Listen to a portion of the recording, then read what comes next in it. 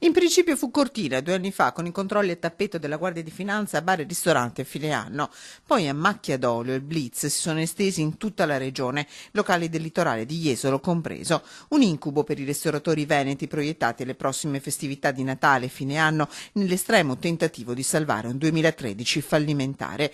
Una caccia alle streghe per gli aderenti alla FIPE, la Federazione Italiana dei Pubblici Esercizi di Confcommercio, in un tempo di crisi che registra anche per quest'anno solo dati negativi.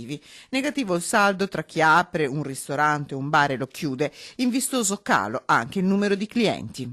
Certo che il fisco ci ha aiutato molto, insomma, il cliente che va a mangiare al ristorante è un evasore fiscale, questo credo che non sia giusto perché nei locali anche in la ricevuta fiscale viene sempre fatta, perciò devono fare i controlli se fanno le ricevute, ma non bloccarmi il cliente fuori.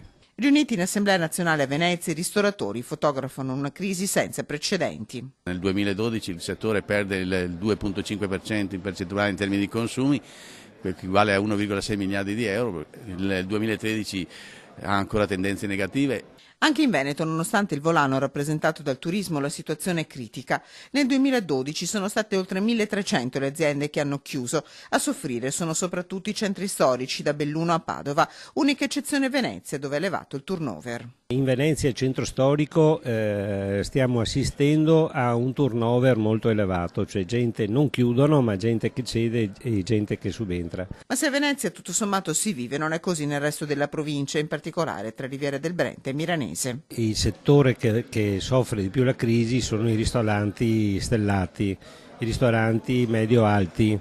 Diciamo che i bar, le caffetterie, le gelaterie e le trattorie stanno andando abbastanza bene. L'ultimo ad abbassare le serrande in ordine di tempo, la Media di Mestre, un pezzo di storia enogastronomica del Veneto ha cambiato gestione non più di 2 settimane fa.